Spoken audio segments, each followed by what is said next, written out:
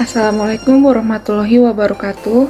Shalom, Om Swastiastu, Namo Buddhaya, salam kebajikan. Perkenalkan, saya Resti dan Natalia Damehindom dengan NIM 07300 19047 akan memprestasikan hasil jawaban UTS Geoteknik Tambang. Konsep kestabilan lereng. Gerakan tanah merupakan suatu gerakan menuruni lereng oleh massa tanah atau massa batuan penyusun lereng akibat terganggunya kestabilan tanah atau batuan penyusun lereng tersebut. Definisi tersebut menunjukkan bahwa massa yang bergerak dapat berupa massa tanah, massa batuan, atau pencampuran antara massa tanah dan batuan penyusun lereng.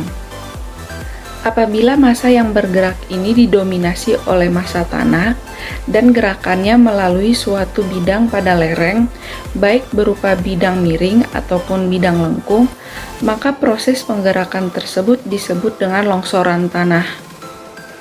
Analisis stabilitas tanah pada permukaan tanah ini disebut dengan analisis stabilitas lereng.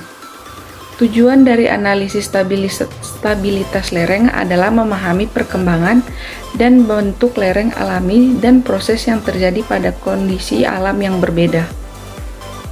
Menentukan stabilitas lereng pada kondisi jangka pendek dan jangka panjang. Menentukan terjadinya keruntuhan pada lereng. Menganalisa keruntuhan dan pengaruhnya terhadap faktor lingkungan. Dapat melakukan desain ulang pada lereng yang telah runtuh dan merencanakan serta melakukan desain pencegahan serta perhitungan perbaikan yang diperlukan. Pada gambar tersebut terdapat 3 komponen utama dari desain lereng lubang terbuka. Pertama, yaitu semua sudut kemiringan pit dari puncak sampai ke ujung bawah menggabungkan semua bench. Hal ini merupakan lereng komposit dengan kemiringan yang lebih datar daripada material permukaan yang lebih lemah. Yang kedua yaitu sudut antar ram memiliki kemiringan yang terletak di antara setiap ram yang akan bergantung pada jumlah ram dan lebarnya. Yang ketiga yaitu sudut masing-masing bench tergantung pada jarak vertikal antara bench, lebar bench yang dibutuhkan untuk dapat menahan jatuhan batu. Beberapa faktor yang dapat mempengaruhi desain lereng adalah ketinggian lereng, geologi, kekuatan batuan, tekanan air tanah, dan kerusakan oleh peledakan.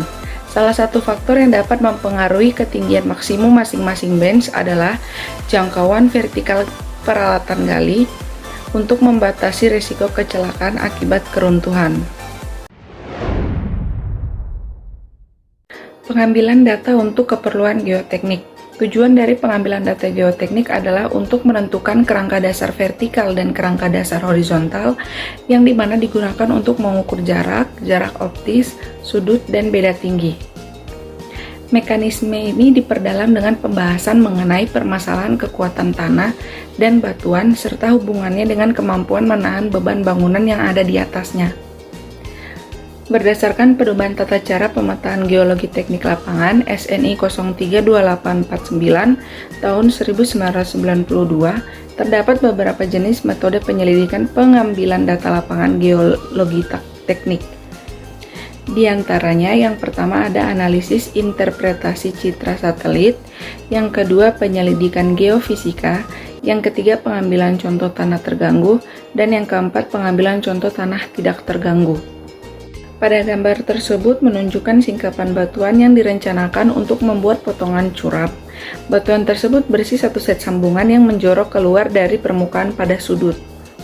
Karakteristik sambungan ini dapat ditentukan dengan menggunakan peta garis dengan cara menggantung pita secara vertikal di bawah permukaan dan merekam karakteristik setiap sambungan yang memotong pita tersebut.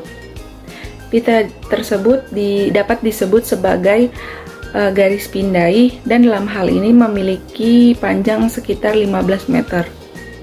Terdapat 9 join dengan rata-rata dip 35 derajat yang memotong scan line yang memiliki panjang 15 meter. Jarak rata-rata dari sambungan ini adalah 1,5 meter. Lalu jarak ini diplot ke skala. Salah satu hasil yang dapat diambil untuk mempelajari jarak dari suatu diskontinuitas yang berbeda adalah dengan melakukan pengukuran sepanjang garis pindai dengan orientasi yang berbeda. Lebih baik bahwa garis pindai berada pada sudut yang tepat dalam satu set. Kuat geser batuan. Kuat geser batuan memiliki bidang-bidang diskontinu seperti kekar, bidang perlapisan, dan sesar. Pada kedalaman yang dangkal di mana tegangan-tegangan yang bekerja sangat rendah atau dapat diabaikan, deformasi ataupun runtuhan yang terjadi pada batuan utuh atau intake rock dan massa batuan lebih banyak dikendalikan oleh luncuran pada bidang diskontinu dan sifat fisik butiran batuan utuh di antara bidang luncur atau gesernya. Salah satu contoh dari hal ini yaitu pembuatan lereng-lereng pada kegiatan tambang terbuka. Oleh karena itu, sebelum membuat desain lereng tambang, perlu mengetahui parameter-parameter kuat geser batuan, yaitu terdapat kohesi dan sudut gesek dalam yang diperoleh dengan melakukan uji geser langsung di laboratorium. Kuat geser batuan merupakan perlawanan internal batuan terhadap tegangan yang bekerja sepanjang bidang geser dalam batuan tersebut yang dipengaruhi oleh karakteristik intrinsik dan faktor eksternal. Untuk mengetahui kuat geser batuan pada tegangan normal tertentu, diperlukan uji kuat geser yang menggunakan contoh uji paling tidak sebanyak 4 buah. Masing-masing contoh dikenakan gaya formal tertentu yang diaplikasikan tegak lurus terhadap permukaan bidang diskontinu, dan gaya geser atau horizontal dikenakan dengan menggeser contoh batuan hingga batu tersebut pecah. Pada gambar tersebut dijelaskan mengenai pengaruh geologi terhadap kekuatan geser. Pada kurva 1 yaitu diskontinuitas pengisi, dan jika pengisian tersebut adalah lempung lemah, maka sudut gesekan pengisi cenderung rendah, tetapi mungkin ada beberapa kohesi jika pengisian tidak terganggu atau jika pengisinya adalah kalsit kuat yang menghasilkan permukaan yang lebih baik. Pada kurva 2 mengenai diskontinuitas halus, diskontinuitas bersih memiliki kohesi 0 dan sudut gesekan akan menjadi sudut permukaan batuan. Sudut gesekan batu berhubungan dengan ukuran butir dan umumnya lebih rendah pada batuan berbutir halus daripada batuan berbutir kasar. Kurva 3 yaitu diskontinuitas kasar. Permukaan diskontinu ini memiliki kohesi 0 dan sudut gesekan akan terdiri dari dua komponen.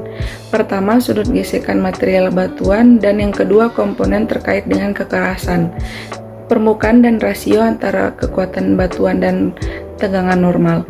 Saat stres normal meningkat, apreritasnya memiliki sepotong dan gesekan total sudut. Kurva 4 yaitu batuan yang retak. Kekuatan massa batuan yang retak, di mana permukaan geser terletak sebagian pada diskontinuitas permukaan dan sebagian melewati batuan utuh. Rendah tegangan normal, di mana ada sedikit kurungan dari batuan yang retak dan fragmen individu dapat bergerak dan berputar. Kohesinya rendah tetapi sudut gesekannya tinggi. Kurva 5 yaitu batuan utuh yang lemah. Batuan seperti tuff yang terdiri dari material berbutir halus memiliki sudut gesekan rendah. Namun karena tidak mengandung diskontinuitas, kohesi bisa lebih tinggi daripada batu utuh yang kuat dan retaknya rapat. Pada gambar tersebut merupakan jenis utama keruntuhan balok pada lereng dan kondisi geologi struktural yang mungkin menyebabkan keruntuhan. Yang pertama yaitu keruntuhan bidang pada batuan yang mengandung sambungan persisten yang menungkik keluar dari muka lereng dan membentuk muka secara paralel, yaitu pada gambar 4.2. Lalu keruntuhan baji pada dua diskontinuitas yang berpotongan, yaitu gambar 4.3. Selanjutnya yaitu keruntuhan melingkar pada timbunan batuan yang sangat lemah atau batuan dengan rekahan rapat dengan orientasi diskontinuitas secara acak yang terdapat pada gambar 4.4. Lalu yang terakhir yaitu alternatif untuk analisis balik untuk menentukan kekuatan massa batuan yang retak. Kriteria tersebut dimulai dari sifat-sifat batuan utuh, kemudian diperkenalkan ke faktor-faktor untuk mereduksi sifat-sifat tersebut berdasarkan karakteristik kekar pada suatu batuan yang terdapat pada gambar 4.5. Pada gambar tersebut, untuk bagian A, diasumsikan sejumlah sampel uji yang dipotong dari balok batu membutuhkan gaya tarik diterapkan pada dua bagian sampel untuk memisahkannya. Setiap sampel dikenai gaya tegak lurus terhadap permukaan diskontinuitas atau tegangan normal, dan gaya diterapkan dalam arah yang sejajar dengan diskontinuitas atau tegangan geser. Sementara perpindahan geser diukur untuk pengujian yang dilakukan pada tekanan normal konstan.